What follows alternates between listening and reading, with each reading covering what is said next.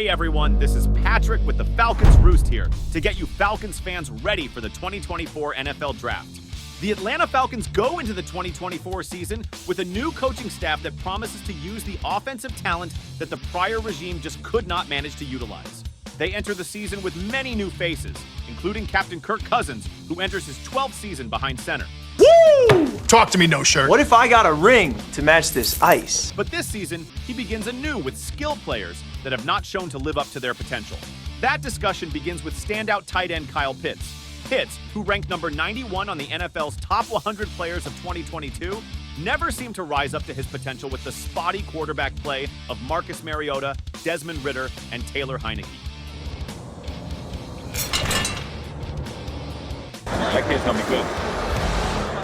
He's nice. Tall as hell. Yeah.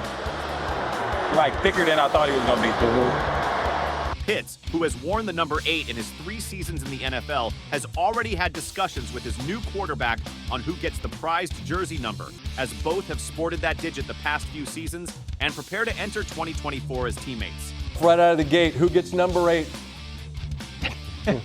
I think that's TBD, and it might be bigger than all of us. I think the NFL has to weigh in a little bit, but Kyle told me he's open to switching. I told him I'm open to switching. So We're just trying to be good teammates, and we'll have to see where the dust settles here once the league speaks into it.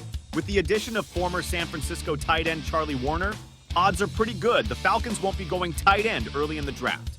Besides Cousins, the Falcons have also added needed depth at wide receiver with the offseason signing of Darnell Mooney from the Chicago Bears. Mooney quickly made an impact in his rookie season, showcasing his speed and route running abilities. Despite being a 5th-round pick, he emerged as a significant contributor in the Bears' passing game. Mooney's strengths as a receiver include his speed, agility, and ability to create separation from defenders. He's seen as a promising young talent with the potential to become a key playmaker for the Falcons in the years to come. The Falcons also reached out to Arizona about trading their former starting quarterback, Desmond Ridder, to the Cardinals in return for wide receiver Rondell Moore. Ridder struggled in the Arthur Smith-led offense, often showing signs of being a solid quarterback, but other times failing to maintain possession of the football, which ultimately led to mid-season benching and inevitable trade to Arizona. His departure paved the way for new Falcons receiver Rondell Moore. Despite his relatively small stature for an NFL receiver, standing at 5 feet 7 inches, Moore's athleticism and playmaking ability drew comparisons to some of the league's top slot receivers. Moore has the opportunity to contribute as both a receiver and a return specialist, providing quarterback Kirk Cousins with another dynamic weapon in the passing game. On defense, new head coach Raheem Morris will face the potential loss of all-pro defensive lineman Calais Campbell. Campbell led the defense last season in sacks and is pondering life after football at this time. With any luck, Morris and general manager Terry Fontenot can persuade Campbell to stick around for one more season. His possible absence leads the Falcons to their Achilles heel, the pass rush. This is where most prognosticators have the Falcons drafting with their number 8 selection in the 2024 NFL Draft. The Falcons have had a miserable time selecting edge rushers in the first round of the draft throughout the years. The number 8 selection has seen the selection of both Jamal Anderson, not that Jamal Anderson. Yeah, that Jamal Anderson, and Vic Beasley, 2 overall busts in Falcons lore.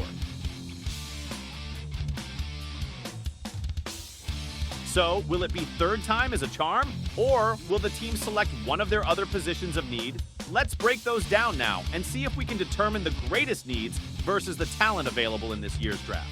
The biggest needs this season fall into 3 categories: edge rusher, secondary, and wide receiver.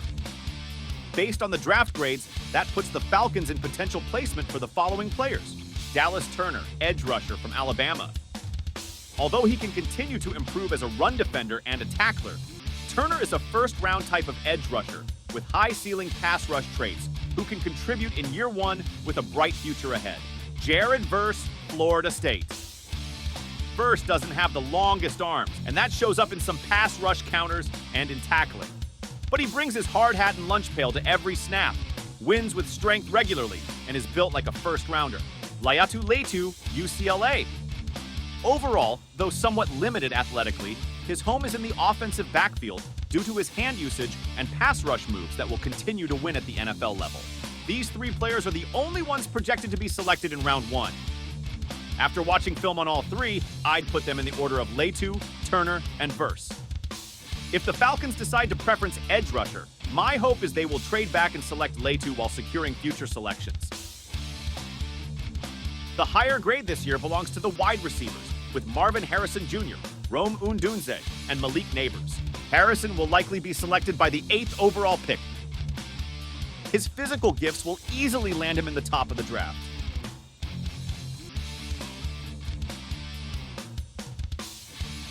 So that leaves us with Odunze and Nabors. Both receivers are head and shoulders above anyone else in their class going into April. Either would slide right into the number 2 slot in Atlanta behind London. Between the two, I would select Odunze before Nabors. He would be an instant upgrade to Mooney and secure the number 2 receiver slot. Quarterback Kirk Cousins would have a field day with an addition like him to add to an already above average set of playmakers. Not to mention his skills as a special teams player. But if the Falcons decide to go heavy on the defense this draft, don't be surprised if they select secondary help to couple with A.J. Terrell. Currently, that role belongs to last season's rookie corner Clark Phillips III. Phillips showed flashes of potential, but Coach Morris may want to shore that up with his own players. But you have to love watching him deny the Saints a score. The Saints! The top 3 corners in this draft are as follows. Terrion Arnold from Alabama. Arnold isn't the most polished cornerback in this class, but his high percentile athletic abilities give him as high of a ceiling as any cornerback in man or zone systems. Quinion Mitchell, Toledo. Mitchell has some of the best advanced coverage metrics PFF has ever recorded for a 2-year sample size. He has all the ability in the world to be a CB1 at the next level. Cooper Dejuan, Iowa. The talk of Dejuan playing outside cornerback, or safety or slot cornerback at the next level, is not due to lack of a home position. It's because he could truly be an impact player anywhere. His footwork, ball skills, and explosive athleticism make him an impactful outside cornerback, one with all-pro potential. Depending on how the first 7 selections go, barring any trades, my draft board would be as follows. Number 1, Rome Odunze. Odds are pretty strong he won't be available at the number 8 pick, but if he's there, you get that pick in fast. If he is not available, you weigh the talent and potential remaining at both edge and corner. In this case, my number 2 is Cooper Dejuan.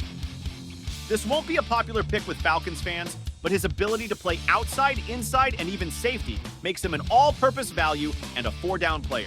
Dejuan will likely fall to the middle of the first round, which is why I believe the Falcons should move back in this year's draft. If you can pick up a day 2 selection this season, or the next, you do it. The fear of another number 8 overall edge rusher frightens me. Fool me one, shame on you. Fool me twice, shame on me. Fool me a 3rd time, and Sundays belong to the Red Zone channel.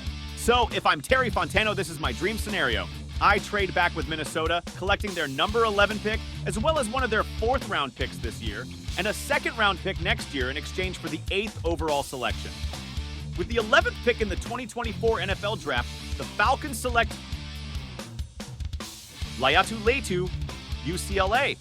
With the number 8 selection in the rear view, the Falcons can feel a sense of relief not chancing the draft curse while getting a solid player at a need position on first-year head coach Raheem Morris' new defensive scheme. So what do you think? Will the Falcons stay at number 8 or move back to fill more holes at positions of need? Let us know in the comments. And don't forget to hit that subscribe button for future videos on the Atlanta Falcons. We are just getting started. And make sure you visit our main page called the Falcons Roost. Link will be in the description. Thank you all for watching. Cue the outro.